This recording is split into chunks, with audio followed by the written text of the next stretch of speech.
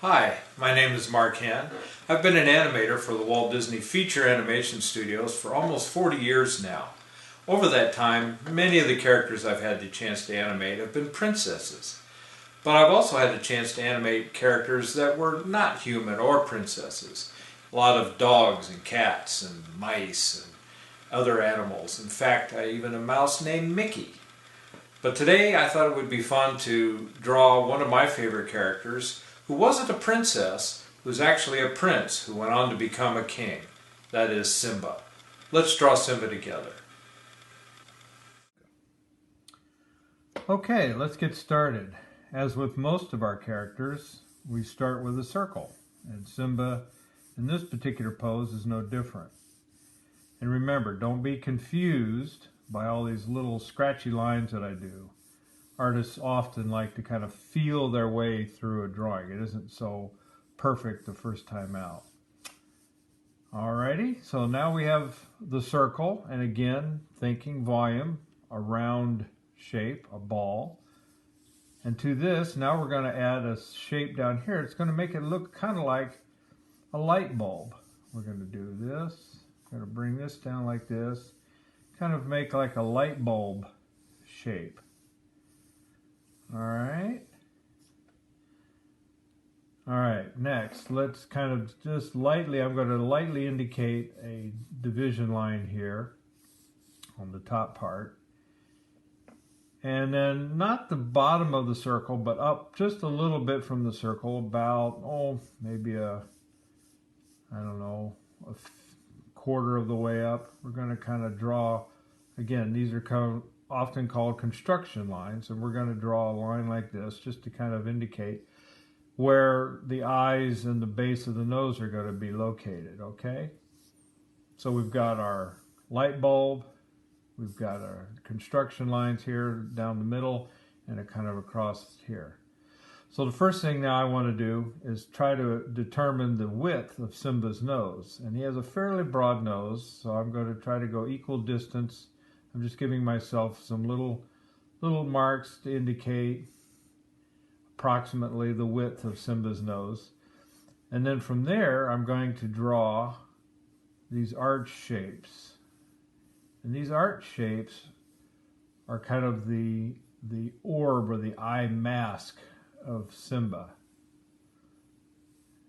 If we were doing this in color, this is not his eyeball. This is a shape. This would be, in a real animal or a person, this kind of arch shape is created by the skull underneath, the orbital opening of where your eye sits in. Okay, so we've got these arch shapes like this. All right, so now let's go ahead and put the eyeball in, and the bottom of these is going to be, of course, right along here where we've already indicated. But the eyeball itself will kind of sit just on there, and it's a smaller, kind of a teardrop shaped. And you'll notice I came down here and gave it a fairly strong tear duct. And if you look at a real lion, they have very pronounced dark tear ducts. So we're going to do the eyes like this, okay? And we'll come back to the details on that later. Okay. So now, let's add the nose. So we know that the bridge of the nose is approximately this width now. And we're going to use the bottom of the circle, where we're at here, and kind of figure approximately halfway between the bottom of where the eyes are and the bottom of the circle. We're going to come across and make this kind of S shape here. And this is going to become the end of Simba's nose. Like that. All right. Now we're also going to continue down, follow the center line here. We're going to come down to the tip of his nose, and we're going to do a dark line here, which indicates the split of his upper lip. And again, if you look at a real lion, a tiger, or a big cat, that's a fairly prominent shape, pretty prominent line actually on their face. Okay, so now let's go ahead and rough in the upper lip. And we're going to kind of do a little S, kind of an S shape this way. This indicates where that upper lip connects into his cheek, and we'll add his cheeks here in just a moment. So we're going to go a little outside of that upper bulb, a little below that halfway line, split, and come back up so you get a shape like this.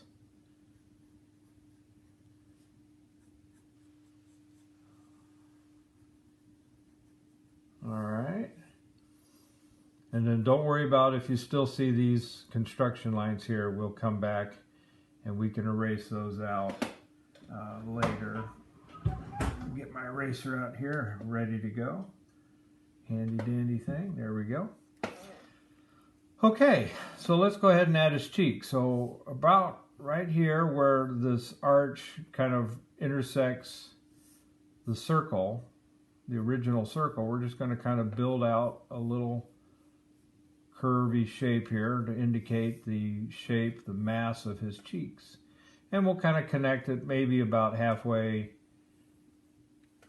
to the upper lip here like that. The other thing to remember is that he's a furry creature, so if you want to just kind of add what we call some sawtooth shapes like this, just to kind of indicate some fur, you could go ahead and do that. Now let's go ahead and rough in his lower jaw, or his chin. Now you have two choices. You could leave his mouth closed like this in a closed mouth smile, or you can open it, which is what I'm going to do. So I'm going to just come down here and do another kind of a curved line like this to indicate his lower lip.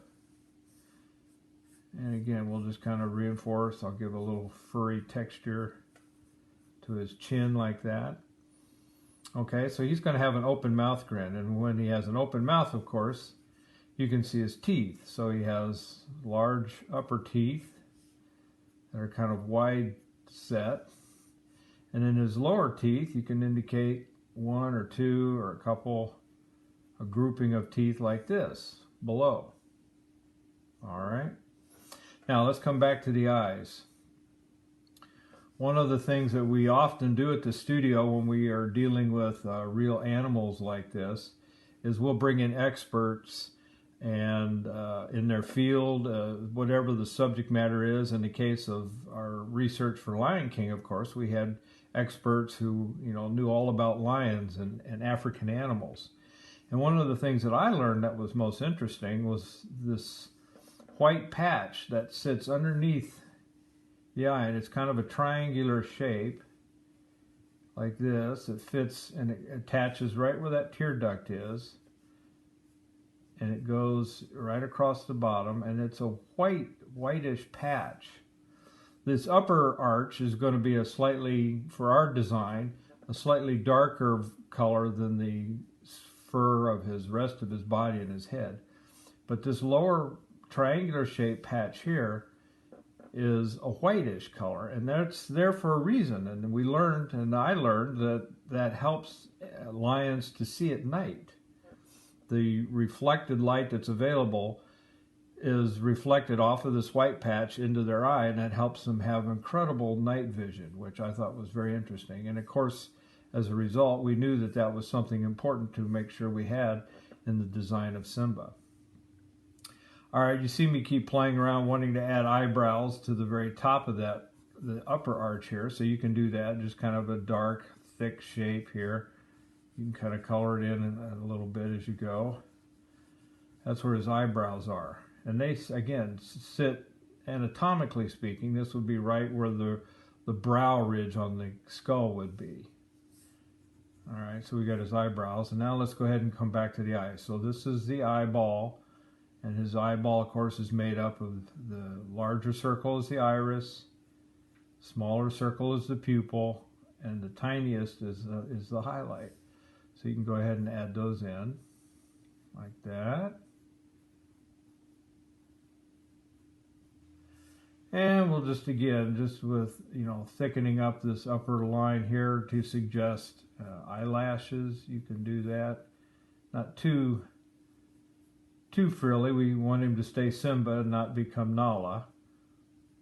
All right, you can darken, shade in these eyes a little bit. The pupil, of course, will be the darkest part. Like that. All right. Now he's got some eyes and he's looking at you. All right. Let's go back in here and let's add another major feature, which is his ears. And his ears are going to attach about halfway where the cheek is, and they're large ears like this. And they kind of attach like this. And again, I'm going lightly, and then I'll come back and hit it a little darker. And then the inside shape of the ears, we're going to bring it down and attach it pretty much right where this cheek connection is, right here like that. And again, you're always making adjustments. Let's add the other ear like this. His upper inside part of the ear, his lower part of the inside of the ear, like that. And again, this lower part, the ear was a darker color. Again, that was inspired by what we saw in real lions and real lion cubs as we did our research for the film. Okay, and of course, Simba is a young male lion, and he's kind of an adolescent, and eventually he's going to grow up and have this beautiful head of hair or a mane, and so, but for now, he's just got this little kind of tussle of hair on top, and we'll just kind of rough that in like this.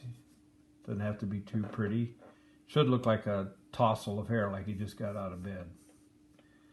All right, now let's come back and finish the nose up. Let's add the nostrils, so which are kind of these little arch shapes, which come down and kind of make a little nice little point to the end of his nose like that.